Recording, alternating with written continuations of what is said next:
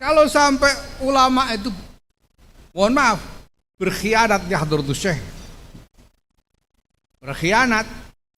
Berkhianat itu berkhianat kepada siapa? Berkhianat kepada amanat ilmu dan berkhianat kepada amanat riayatul ummah. Faman yasiqu bihin nas, selalu orang suruh percaya siapa lagi? Assalamualaikum warahmatullahi wabarakatuh. Alhamdulillah wa syukurillah wa salatu wassalamu ala rasulillah Sayyidina Maulana Muhammadin ibn Abdullah wa ala alihi wa sahbihi wa mawalah. Amma ba'd.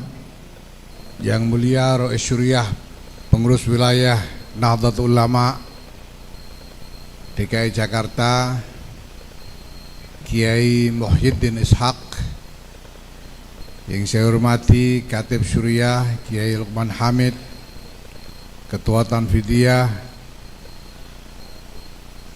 Kiai bukan sih ini, Kiai Samsul Ma'arif,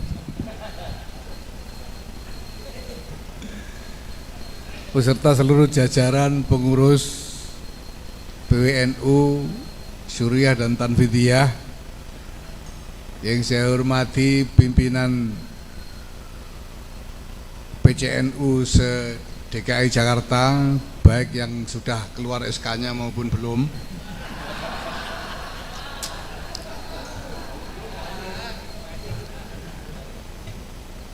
Yang saya hormati para tamu undangan, Pak Kepala Biro Dikmental yang mewakili Pak Gubernur, Pak Wakil dari Kapolda, Ketua Muhammadiyah DKI Jakarta, para ustadz peken yang hadir, ada Ustadz Yusuf Mansur di sini juga.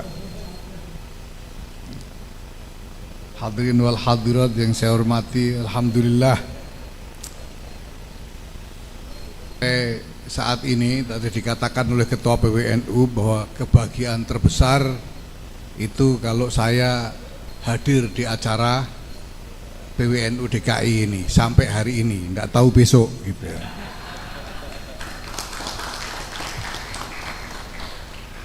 Walaupun ini bukan yang pertama kali saya hadir, saya ingin mengajak para kiai, Bapak Ibu sekalian untuk melakukan refleksi, melihat kembali apa saja yang sudah terjadi di dalam perjalanan khidmah kita kepada Nahdlatul Ulama selama ini. Kita akan melihat bahwa Idul Fitri tahun 1447 ini Idul Fitri yang luar biasa. Idul Fitri yang luar biasa. Saya tidak tahu apakah ada bandingannya Idul Fitri seperti kali ini dari yang sudah pernah dialami oleh Nahdlatul Ulama selama ini. Idul Fitri tahun ini dilingkupi dengan dinamika yang saya kira juga belum pernah terjadi sebelumnya. Baru kali ini ada Idul Fitri yang jauh-jauh hari diberi prolog, jauh-jauh hari diberi pemanasan dengan meminta mundur ketua umum. Itu baru kali ini Idul Fitrinya. Dan kemudian diikuti dengan dinamika yang luar biasa yang alhamdulillah bisa kita selesaikan ya. Saya tidak akan bicara banyak soal ini karena orang Jakarta semuanya udah paham apalagi banyak juga yang terlibat ya. Ya Tosul.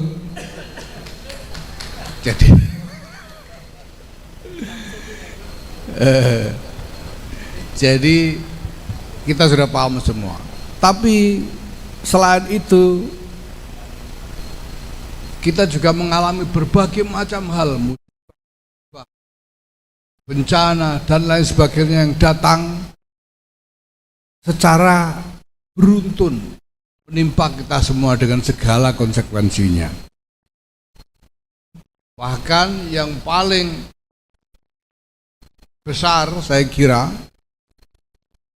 karena pengaruhnya global adalah perang yang meletus sejak Ramadan kemarin. Ini Masya Allah.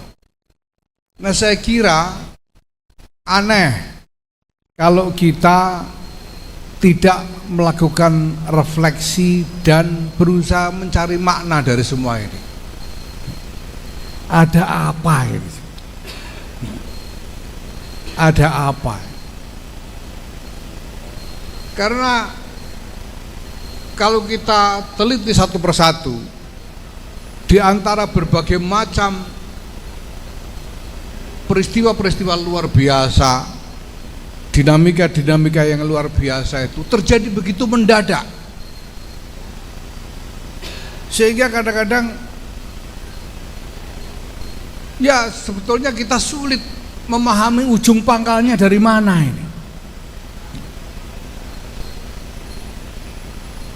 Ya, bahkan Samsul ini saya kira juga tidak peduli lagi sudah ini sebabnya apa bisa begini nih. Dia tinggal ikut di tengah aja, ya siapa kira-kira yang menang gitu, kira-kira kan begitu aja. Karena asal usulnya semuanya kabur, asal usulnya nggak jelas. Coba kita teliti satu persatu, silakan diteliti masing-masing ya. Saya tidak akan bicara panjang lebar soal kerusuhan, soal bencana banjir, soal pesantren Al-Khuzini yang roboh. Ini jelas asal usulnya. Kita sendiri tidak bisa menjelaskan karena pesantren Al-Khuzini itu yang roboh itu adalah dak tingkat terakhir, tingkat paling atas dari 4 tingkat yang dibangun. 3 tingkat sebelumnya nggak ada masalah apa-apa, tiba-tiba di dak terakhir terjadi musibah seperti itu. Banjir yang bukan hanya banjirnya sebetulnya, tapi lumpur yang kemudian ditinggalkan oleh banjir itu yang menjadi bencana sesungguhnya. Itu juga tidak terlalu jelas asal usulnya dari mana itu lumpur yang menimbun sekian kabupaten di Aceh, di Sumatera Utara, Sumatera Barat. Ini Masya Allah. Sampai dengan perang ini yang meletus bulan Ramadan kemarin itu apa coba asal usulnya? Enggak ada prolog, enggak ada prolog, enggak ada apa. Tidak ada sengketa yang memuncak, tiba-tiba saja terjadi serangan seperti itu. Ini Masya Allah. Ya saya kira normalnya kita ini berpikir ini ada apa? Ada apa Allah Subhanahu wa taala ini menurunkan takdir yang seperti ini? Pada satu sisi saya kira para kiai dan Bapak Ibu sekalian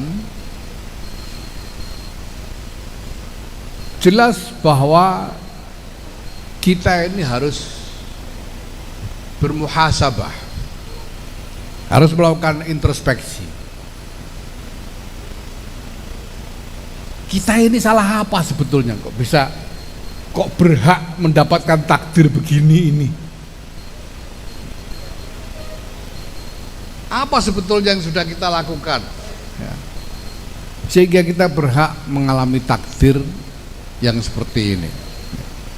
Saya kira dalam hal ini saya tidak hanya bicara soal pribadi saya sebagai ketua umum, tapi kepada kita semua sebagai masyarakat. Tadi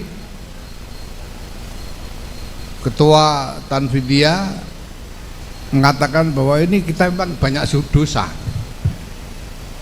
Dosanya ketua PWNU itu lebih besar dari ketua PC lebih besar dari ketua PW. Berarti dia mau bilang yang dosanya paling banyak itu ketua umum PBNU, dia mau bilang begitu.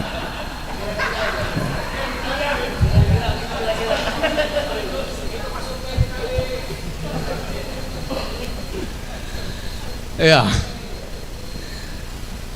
Tapi mestinya kalau ini hanya soal dosa orang per orang, mestinya Allah itu maha adil.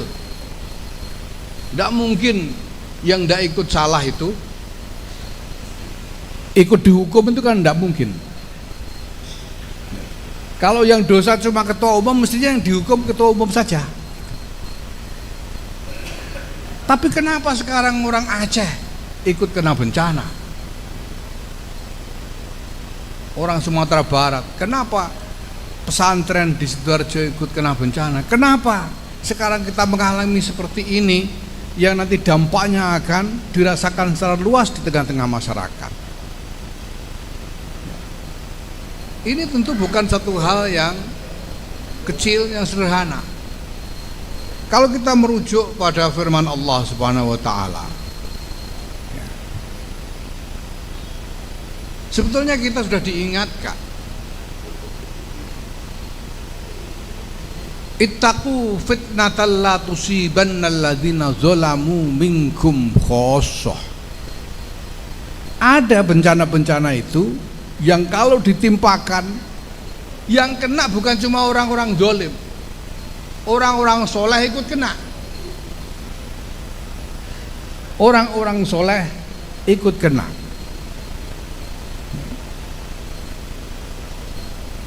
Nah, ini tentu mengherankan sampai Sayyidatina Aisyah radhiyallahu anha bertanya kepada Rasulullah, bagaimana mungkin orang-orang soleh ikut kena bencana, bukan hanya orang-orang zalim? Rasulullah menjawab, idza zaharal fasad min wara'i zuhurihim. Itu terjadi kalau ada kerusakan dan orang-orang soleh pura-pura tidak tahu. Ada kerusakan tapi orang soleh pura-pura tidak tahu, sehingga kerusakan itu meluas dan kemudian merajalela di tengah-tengah masyarakat, ya. Dan orang-orang soleh tidak berbuat apa-apa, tidak berikhtiar apa-apa untuk dapat memperbaiki fasad yang telah terjadi. Nah, sekarang kita lihat apa ini sebetulnya fasadnya. Apakah fasadnya itu gara-gara kenal pejabat? Ya, tadi ketua Tanfidiyah membanggakan diri, saya kira dia, karena berteman dengan gubernur, walaupun sebetulnya ya teman yang nggak terlalu penting amat, karena nyatanya hari ini gubernur diwakili oleh kepala biro. Berteman dengan Kapolda, tapi Kapolda juga diwakili, saya kira yang nyata-nyata berteman sungguhan ketua Muhammadiyah ini yang hadir sendiri pada hari ini. Terima kasih. Atau karena apa sebetulnya? Bapak Ibu yang saya hormati, para kiai sekalian, satu hal yang sangat mencolok sebetulnya sudah ada dalam pikiran kita, bahwa arena komunikasi masyarakat sekarang ini dengan revolusi teknologi yang luar biasa, mulai dari medsos, tapi kemudian dengan cepat disusul dengan lahirnya artificial intelligence dan lain sebagainya. Ini membuat informasi-informasi itu menjadi kabur semuanya. Masyarakat ini seperti dikaburkan dari apa yang sungguh-sungguh benar dan apa yang sungguh-sungguh salah. Karena komunikasi masif melalui platform-platform digital ini sedemikian luar biasa, menjadi perang narasi, perang informasi, sehingga orang-orang yang sebetulnya salah, kalau dia kuat di dalam perang informasi ini, dia jadi bisa kelihatan benar. Gus Dur itu dulu pernah mengatakan bahwa politik adalah fakta dan kekuatan. Ini banyak dikutip orang, tapi tidak banyak yang sungguh-sungguh bisa memahami apa yang dimaksud Gus Dur itu. Alhamdulillah saya mendapat kesempatan untuk ngaji sorogan dengan Gus Dur selama 10 bulan di pondok pesantren Istana Merdeka itu. Sehingga Gus Dur kemudian ada kesempatan untuk memberi penjelasan kepada saya, apa maksudnya. Politik adalah fakta dan kekuatan. Kenapa? Karena politik itu menang kalahnya ditentukan oleh persepsi. Siapa yang memenangkan persepsi positif, dia punya peluang untuk menang. Jadi kalau persepsi cabang-cabang MBC di DKI masih positif terhadap Samsul, ya mungkin dia menang. Soal persepsi. Nah, persepsi ini dipertarungkan antara dua hal. Pertama adalah fakta. Faktanya gimana? Samsul dikabarkan misalnya orang mulia, tapi faktanya mulia bener gak dia nih? Gitu. Soal fakta. Nah, karena pertempurannya adalah persepsi, maka fakta ini bisa dilawan dengan kekuatan. Ada kekuatan untuk menutupi fakta, sehingga mengaburkan persepsi tentang apa yang sebenarnya terjadi. Kita mengalami berpuluh-puluh tahun misalnya terkait dengan Israel, kita mengalami berpuluh-puluh tahun terkait dengan Amerika dan lain sebagainya. Ini karena ada kekuatan yang berusaha memenangkan persepsi dengan cara menutupi fakta. Dan ini yang terjadi. Dan seringkali itu dilakukan sedemikian rupa sehingga membuat kita ragu untuk bisa menentukan sikap. Tetapi para kiai, Bapak Ibu sekalian yang saya hormati, di tengah kekaburan apapun, di tengah kerancuan-kerancuan yang kita lihat dan kita saksikan, ya, sehingga seolah-olah sebuah hal menjadi syubhat. Tapi sesungguhnya para kiai, saya mau bicara dengan para kiai saja ini untuk segmen ini. Para kiai, para ulama ini sebetulnya sudah punya bekal untuk menghadapi semua itu. Yaitu apa? Ilmunya ulama. Ilmunya ulama itu kalau diterapkan dengan sungguh-sungguh, sebetulnya tidak ada yang syubhat. Karena dari sudut pandang ilmunya ulama, kita bisa menilai apa yang harus kita jadikan ketetapan, ya, apa yang harus kita laksanakan berdasarkan ilmunya ulama ini. Misalnya ada rumor besar-besaran tentang kesalahan orang, misalnya orang salah ini, salah itu, salah ini, salah itu. Ulama sebetulnya sudah punya bekal untuk menyikapi itu. Karena Kiai Muhyiddin juga pernah ngaji bahwa al-bayyinatu al-mudda'i wal yaminu liman angkara. Yang nuduh itu punya bayyinah apa enggak? Kalau enggak punya bayyinah ya harus diabaikan. Sudah ada ilmu ulama soal itu.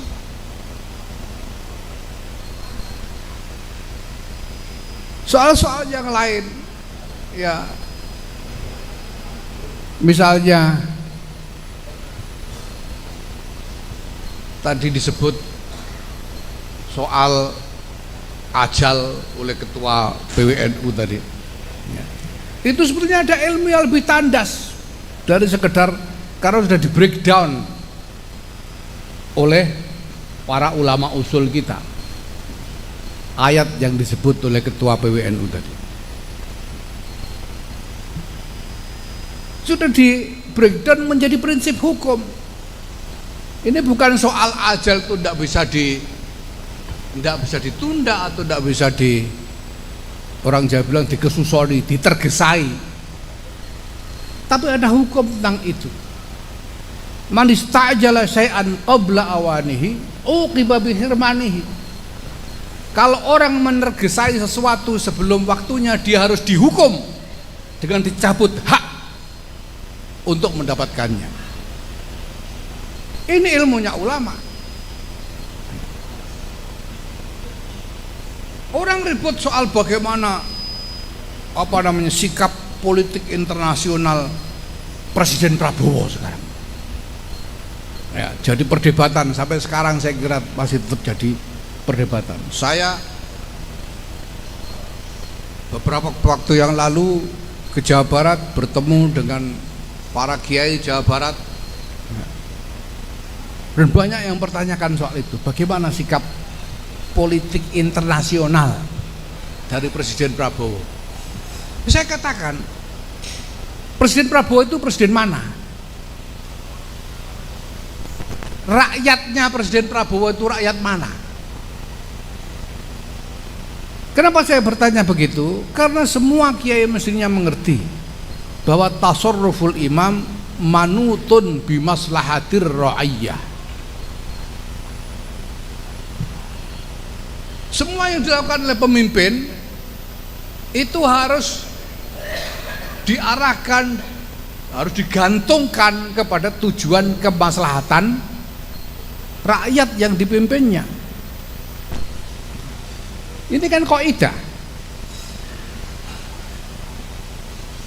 Karena itu saya bilang, kalau Presiden Prabowo itu nanti dihisab oleh Allah Subhanahu wa taala, mana yang duluan ditanyakan? Soal maslahat perang Amerika Iran apa maslahatnya rakyat Indonesia? Soal posisi dalam politik internasional apa soal maslahatnya rakyat Indonesia? Ini sebetulnya sudah bisa jadi tuntunan bagi kita semua untuk menilai dan mengambil sikap. Presiden Prabowo itu menjadi Presiden Republik Indonesia, dia punya tanggung jawab yang jelas. Tapi Indonesia ini berada di dalam dinamika global secara keseluruhan yang harus dinavigasi. Ya. Kalau nakhoda itu menavigasi lautan. Supaya apa? Supaya rakyat Indonesia mendapatkan maslahat. Itu yang paling penting pertama-tama. Ini ilmunya ulama. Karena kita tahu bahwa sebetulnya kiai-kiai kita ini kan ngajinya enggak cuma sebulan 2 bulan, enggak cuma sehari 2 hari. Kiai Muhyiddin ini enggak tahu mondoknya berapa lama. Samsul itu mondok juga, tapi enggak tahu di pondok ngapain dia. Jadi kita sebetulnya Kiai Lukman dan lain-lain sudah punya modal sebetulnya. Sudah punya modal ilmu untuk mengarungi berbagai macam dinamika ini. Dan modal itu adalah titipan Allah, amanatnya Allah Subhanahu wa taala. Itu sebabnya Hadratus Syekh Kiai Muhammad Hasyim Asy'ari, Masya Allah, ini adalah nasrah Hadratus Syekh. Jadi Hadratus Syekh itu 92 tahun yang lalu menerbitkan edaran nasrah, ditujukan kepada siapa? Nasrah ila ulama ahli sunnati wal jamaati umuman wa ila a'dha'i syuriyati jam'iyyati nahdlatul ulama khususon. termasuk Kiai Muhyiddin dan Gus Lukman ini. Apa yang dikatakan antara lain oleh Hadratus Syekh di dalam Nasrah itu? Beliau katakan al ulama hum umana Allah. Ulama itu adalah orang-orang kepercayaannya Allah, orang-orang yang memikul amanatnya Allah. Amanat apa yang dipikulkan kepada ulama? Tentu pertama-tama adalah ilmunya. Amanat ilmunya. Bagaimana ilmunya ini digunakan untuk bersikap di dalam dinamika kehidupan. Dan yang kedua tentu saja dalam konteks apalagi konteks tradisi Nahdlatul Ulama, amanat itu adalah amanat riayah kepada umat, kepada jamaah Nahdlatul Ulama. Itu amanatnya. Nah, sejauh mana kemudian di dalam menyikapi berbagai macam hal, amanat ilmu ini digunakan beneran? Apakah para ulama ini benar-benar menyikapi sesuatu, membuat keputusan sungguh-sungguh berdasarkan amanat ilmu ini, atau berdasarkan kalkulasi-kalkulasi politik pragmatis?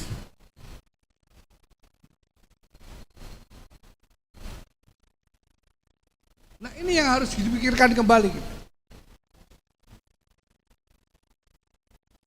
Kenapa? Karena taruhannya itu pada amanat. Sampai-sampai Hadratus Syekh mengatakan, setelah beliau nyatakan al ulama hum umana Allah, beliau katakan fa idza khanu faman yasiqu bihin nas.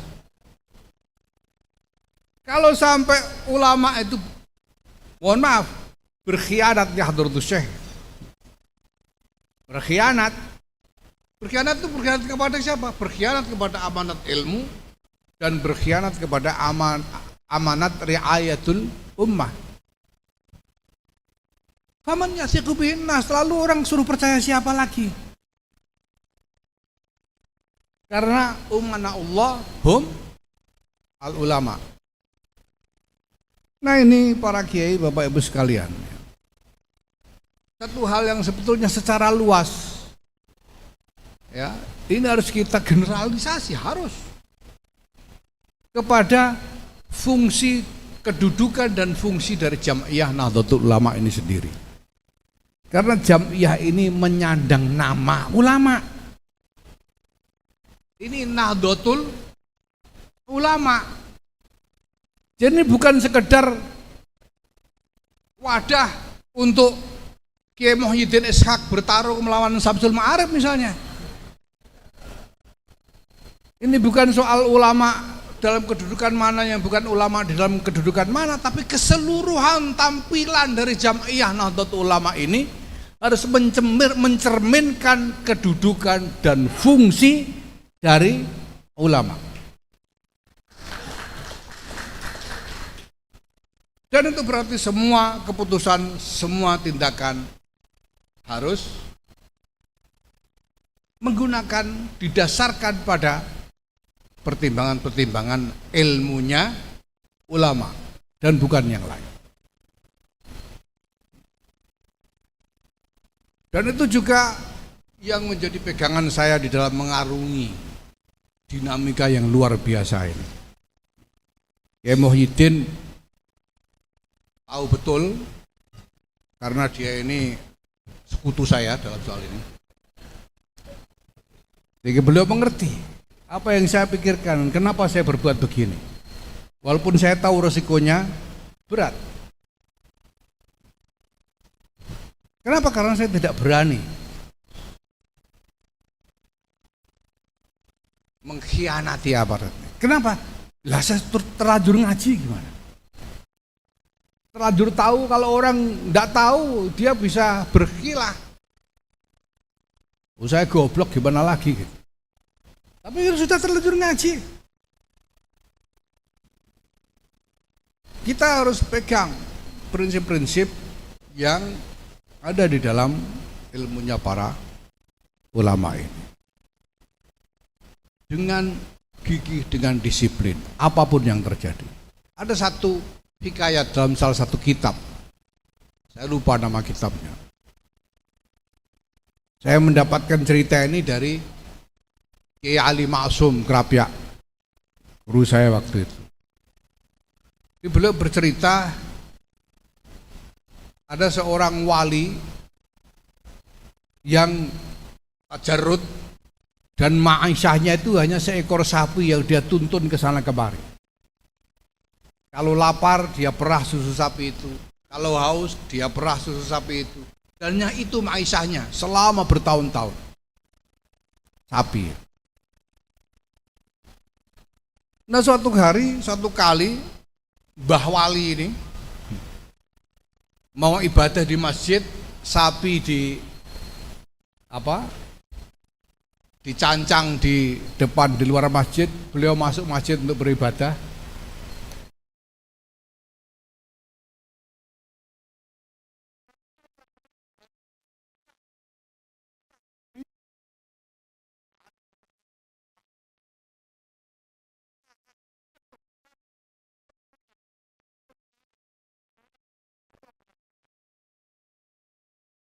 Dia minta, ini sapiku ini. Kata si maling, enggak bisa, sapi saya sendiri. Sapiku sendiri.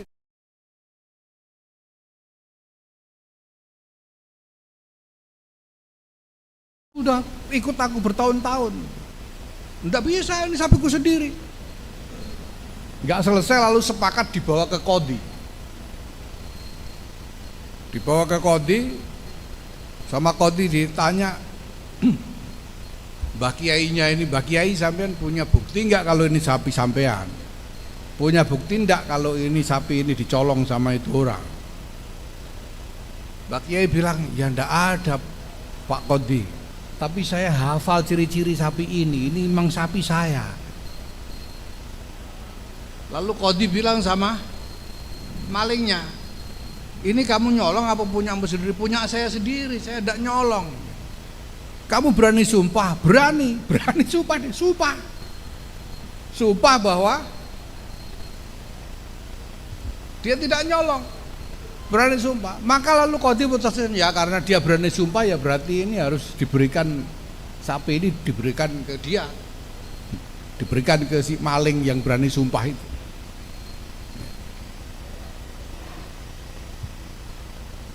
Nah Mbah Kiai yang wali ini kan jengkel, ini gimana Qadhi ini? Sapi saya masa dikasih maling. Sampai lalu dia deketin sapinya, sapi, kamu kan sapiku toh katanya. Sapinya ngangguk, iya mbah. Nah sekarang kamu ngomong ke Pak Qadhi kalau kamu itu sapiku. Karena disabda oleh wali, sapi bisa ngomong. Pak Qadhi, saya ini memang sapinya Mbah Kiai Muhyiddin ini Pak. Kaget Qadhinya, wah keramatin Mbah Kiainya, sapinya bisa ngomong. Tapi setelah itu dipikir, lalu tetap saja keputusan tidak berubah, sapi itu haknya diberikan kepada si maling. Kenapa? Karena sapi sebagai saksi itu tidak sah. Karena saksi itu harus akil, dan sapi ini ghairu akil, maka tidak bisa menjadi diterima kesaksiannya. Nah diceritakan waktu itu lalu disabda oleh Mbah Kiainya ini sehingga kursinya Qadhi ini muter sampai pening kepalanya. Tapi lalu Pak Qadhi munajat kepada Allah, ya Allah, saya membuat keputusan begini semata-mata karena melaksanakan syariat. Baru kutukan itu terhenti. Kenapa? Karena memang seperti itu amanat dari ilmunya ulama. Al-bayyinatu lil mudda'i wal yaminu liman angkara. Tidak bisa karena pertimbangan politik pragmatis, pokoknya hukum dulu, urusan belakangan tidak bisa. Diberi kesempatan sumpah aja enggak, tiba-tiba diinjek, kan enggak bisa. Karena al-bayyinatu lil mudda'i wal yaminu liman angkar.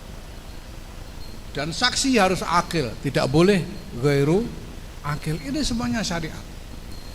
Nah, kalau ulama sungguh-sungguh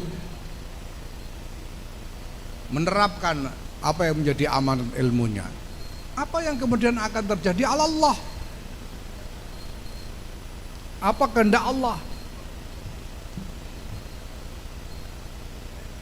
Saya pernah mengalami depresi luar biasa selama bertahun-tahun, sejak tahun 2010, gara-gara saya ketemu kesana kemari dengan berbagai macam aktor internasional yang semuanya nggak ada yang baik. Sampai saya ketakutan, ini mau kiamat beneran apa gimana dunia ini. Alhamdulillah, ini saya ceritakan berulang-ulang, bahkan saya tulis di buku. Saya mendapat kesempatan untuk sowan kepada Habib Zain bin Ibrahim bin Smith Ba'alwi untuk menanyakan soal ini dunia ini mau bagaimana. Sebelum saya menyampaikan apa-apa, beliau sudah langsung bicara panjang lebar dan semua isinya menjawab kegelisahan dan ketakutan saya. Beliau katakan bahwa semuanya takdir, kullu syai' yajri 'ala takdir. Semua yang terjadi ini terjadi karena takdir. Masalahnya kita tidak tahu takdir itu sebelum terjadi. La na'rifu takdir illa ba'dal waqa'. Fa'alaina al-ikhtiyar, itu sebabnya kita wajib berikhtiar karena kita tidak tahu takdirnya bagaimana sebelum takdir itu terjadi. Nah, kalau sudah ikhtiar, man wafaqa ikhtiyaruhu bi ikhtiyarillah fa huwa sa'id. Kalau orang ini ikhtiarnya sesuai dengan pilihan takdirnya Allah, ya beruntunglah dia.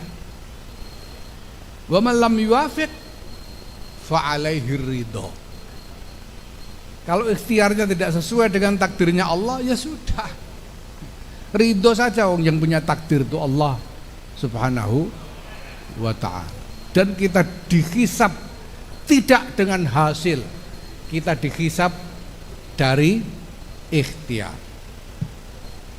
Itu yang terutama. Maka para kiai, bapak ibu sekalian yang saya hormati, mari kita gunakan kesempatan ini untuk berefleksi, berenung. Karena NU ini sudah enak-enakan selama puluhan tahun. Sejak reformasi itu NU ini isinya enak tok. Makanya pada rebutan ketua itu karena enaknya itu. Enaknya nggak karuan NU ini. Sejak reformasi. Iya tuh, minta ini dapat, minta itu dapat. Semuanya enak-enakan semua. Nah, saya kira ini waktunya kita melakukan refleksi. Karena sudah difirmankan oleh Allah Subhanahu wa taala.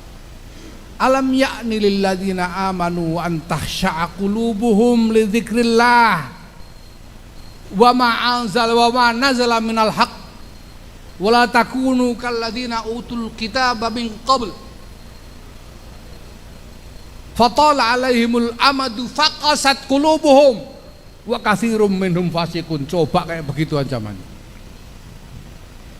Apa bukan sudah waktunya ini orang-orang beriman ini kembali fokus konsentrasinya kepada zikrullah, kembali berdisiplin dengan ma nazala minal haq, dan jangan ikut-ikutan seperti orang-orang ahli kitab terdahulu yang karena diberi keenaan, kenyamanan dalam waktu yang lama sehingga lama-lama mengeras hatinya, sehingga banyak di antara mereka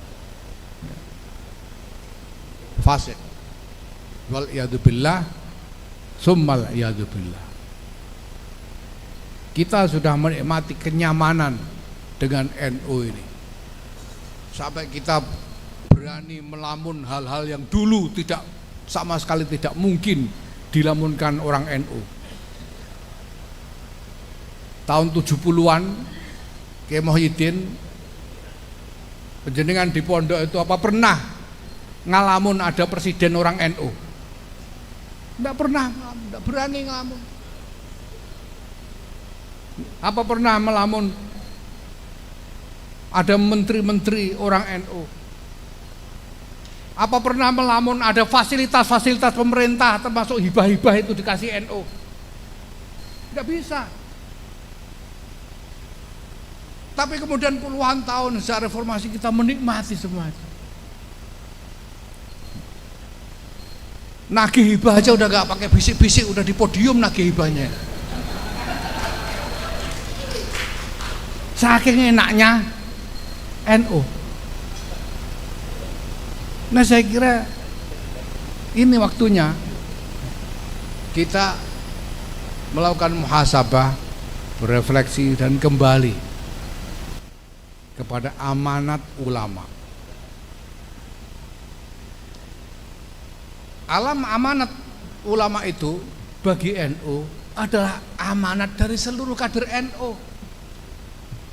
Wong ini Nahdlatul Ulama.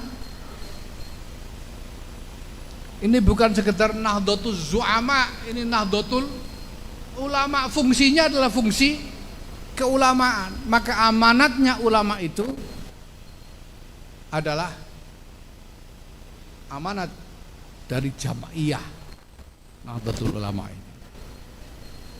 Para kiai, bapak ibu sekalian yang saya hormati, kita siap dengan apapun yang akan terjadi sesudah ini, tapi kita berikhtiar untuk apa yang terbaik. Dalam lebih dari 3 minggu terakhir ini, karena perang, saya berkeliling bertemu dengan duta besar yang relevan yang terkait dengan perang itu, dan saya masih akan teruskan. Saya sudah bertemu dengan dubes Iran, dubes Saudi, dubes Amerika, dubes-dubes negara Teluk, dubes Turki. Saya sudah dapat waktu dari dubes Cina, nanti saya akan ketemu dubes Pakistan, Rusia dan lain sebagainya, untuk mendapatkan gambaran tentang apa yang secara rasional bisa kita perkirakan akan terjadi dari perkembangan perang ini. Supaya apa? Supaya kita bisa melakukan antisipasi sebisa-bisanya.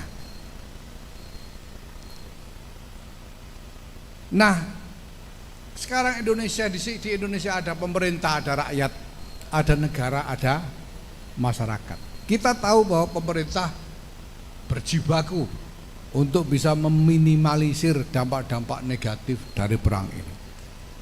Berapa hari yang lalu Presiden Prabowo berpidato di depan jajaran pemerintahan dan beliau mengatakan, alhamdulillah berdasarkan data yang ada pada pemerintah, Indonesia ini keadaannya jauh lebih baik dari sejumlah negara lain. Saya kira kita lebih baik dari Filipina keadaan kita, mungkin lebih baik dari Pakistan keadaan. Karena Filipina, Pakistan misalnya sudah kehabisan BBM, tidak punya lagi. Kita masih bisa tahan, bahkan pemerintah menjamin BBM subsidi tidak naik sampai akhir tahun. Ini luar biasa. Ini menunjukkan bahwa kondisi kita lebih baik, alhamdulillah. Dan pemerintah pasti berupaya lebih keras lagi untuk bisa mengupayakan kita semua selamat dari keadaan sulit ini. Tapi pada saat yang sama kita sebagai masyarakat tidak boleh tidak melakukan apa-apa. Kita sebagai masyarakat juga harus ikut berikhtiar, tidak hanya menuntut, tidak hanya teriak-teriak, apalagi minta mundur dan sebagainya. Itu provokasi yang berbahaya sekali itu. Tapi kita juga harus bisa melakukan sesuatu. Itu sebabnya saya kemudian sudah mengajak teman-teman di PBNU untuk berpikir tentang model gerakan untuk memperkuat ketahanan masyarakat kita, memperkuat jaring pengaman masyarakat kita. Dan karena ini masalahnya adalah masalah masyarakat, di tingkat masyarakat, maka kita juga tidak bisa bekerja sendirian. Kita harus bekerja sama dengan semua elemen masyarakat. Saya kemarin sudah bertemu dengan Kardinal Suharyo di katedral, dan akan disambung pertemuan teman-teman yang lain, Bu Alisa dengan Ketua KWI. Saya sudah bertemu dengan Ketua PGI, Pendeta Jack Manuputi. Saya sedang minta appointment dengan Kiai Haidar Nasir untuk bisa sowan kepada beliau di Jogja beberapa hari ke depan ini, untuk supaya kita bisa membangun gerakan bersama-sama seluruh elemen masyarakat untuk membantu masyarakat melalui kesulitan-kesulitan ini. Dan bagi NU ada satu hal yang penting sekali untuk dilakukan, yaitu bahwa kita harus mampu mengkonsolidasikan jajaran NU ini sampai ke tingkat akar rumput. Maka bukan cuma PW dan PC, MWC harus sungguh-sungguh aktif dalam soal ini. Bukan cuma MWC, ranting juga harus aktif dalam soal ini. Dan saya minta ini dilakukan segera tanpa nunggu SK. Karena kalau SK ini kan soal, ya tahulah Samsul sama Kiai Muhyiddin tahu ya. Ini soal kertas saja. Tapi kalau kita sudah punya ghirah untuk berkhidmah kepada jamiah ini, kita punya ghirah, punya baiat untuk jihad fisabilillah li'ilai kalimatillahil ulia, kita akan kerjakan khidmah kita tanpa pertimbangan-pertimbangan formal yang sebetulnya hanya formalitas. Selama kemelut yang tidak karu-karuan kemarin, saya tidak pernah berhenti menjalankan tugas dan fungsi saya sebagai ketua umum. Saya tetap datang ke Sumatera untuk mengorganisir penanggulangan bencana. Saya tetap datang ke Sidoarjo untuk mengorganisir pemulihan Al-Khazini dari bencana yang dialami.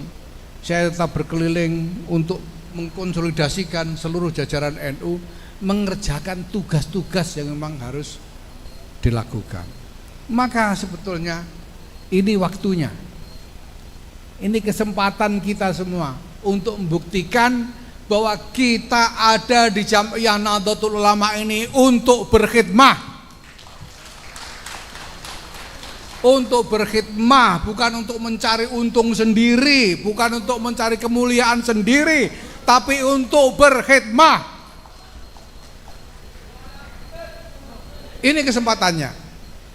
Maka saya ajak para kiai, bapak ibu sekalian, mari kita bersama-sama kita konsolidasikan seluruh jajaran kader NU ini, kader-kader terbaik NU ini, untuk bisa sungguh-sungguh bekerja dan berkhidmah dalam keadaan yang mungkin tidak akan mudah di waktu-waktu ke depan ini, untuk bisa membantu masyarakat melalui semua ini dengan selamat bersama-sama.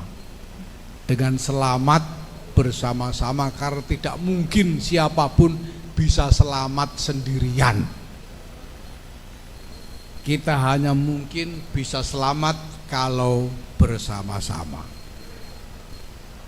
Atas nama pengurus besar Nahdlatul Ulama, saya ucapkan selamat Idul Fitri 1447, Aidun Sa'id, Aidun Mubarak. Taqabbalallahu minna wa minkum wa ja'alana minal aidin faizin bi kulli am wa antum thayyibun. Mohon maaf lahir dan batin. Wallahul muwaffiq ila aqwamit thariq. Assalamualaikum warahmatullahi wabarakatuh.